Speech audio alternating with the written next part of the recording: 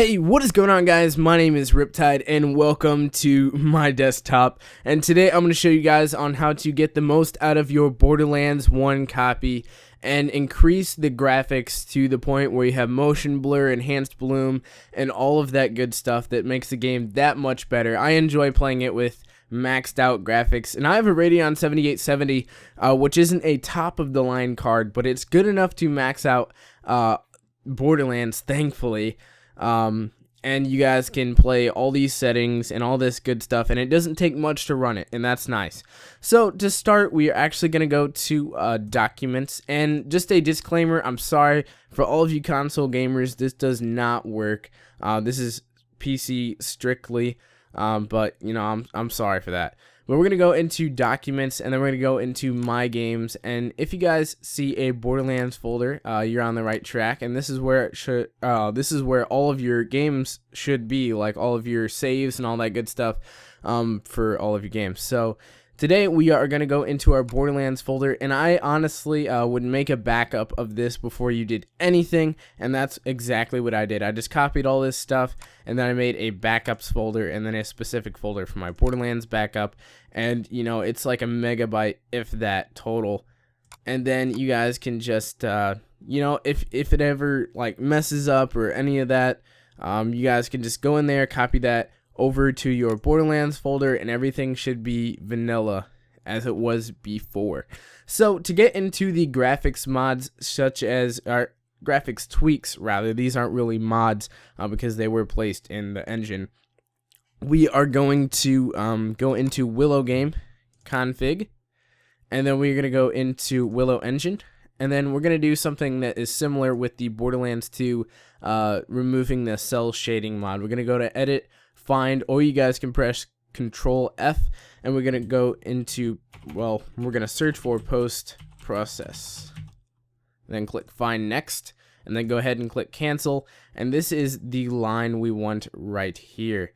This is default post process name equals Willow Engine Materials dot Willow Scene post process, and that is all you will have. And this is what you are going to add. You're going to add underscore cinematic, and that's all you need to do. And then once you have done that, we're going to go back into edit, find again, or you can press Control F, and then we're going to go to system settings and go ahead and click find next, and then go ahead and click cancel there. I'm just going to highlight all of these settings that you are able to edit here, or at least all the ones that I have edited to the point to tweak my graphics. So we're going to start out with static details. A lot of this stuff should be true. I know half of this stuff is false, but you guys can go ahead and enable stuff like motion blur is big. That's exactly what I wanted here, was motion blur. This is the entire like reason why I came in here. Use high quality bloom is good. That's also something I enabled. I also enabled lens flare and fog volumes, and then I didn't enable VSync, just because what VSync does, it basically limits your GPU to the refresh rate of your monitor, and considering I don't have that great of a monitor, I only have like a TV as my monitor, I just kind of left it off. But yeah, you guys could probably just leave it off. It's not going to really impact your game that much. And then the last thing I did, actually the second last thing I did, was allow D3, D10, which allows the use of DirectX 10. And then we can go into max multi-samples and change that to 16. It will originally be 1. So with all of that said, you guys can go ahead and click File, Save. Remember to back up all of these files, like I said before you do anything, just because, you know, if you mess anything up, all you have to do is go ahead and copy those folders over instead of re-downloading a fresh copy of Borderlands or even a fresh Willow Engine.ini. So you guys can go ahead and click save. I already have, so I'm just going to exit out of here, and I will open up Borderlands and meet you guys there. Alright guys, I am back here at the Borderlands main menu, and I already can tell that the black lines have been removed, and just the outline of this has been like shaded in, if you guys know what I mean. And then we can go into single player, and we will be able to see the full effects of the motion blur. So I'm going to go on to my Dragonborn character, which is basically a modded out soldier maxed out at level 69. As we can tell, there is lots of motion blur, and the game just looks better overall.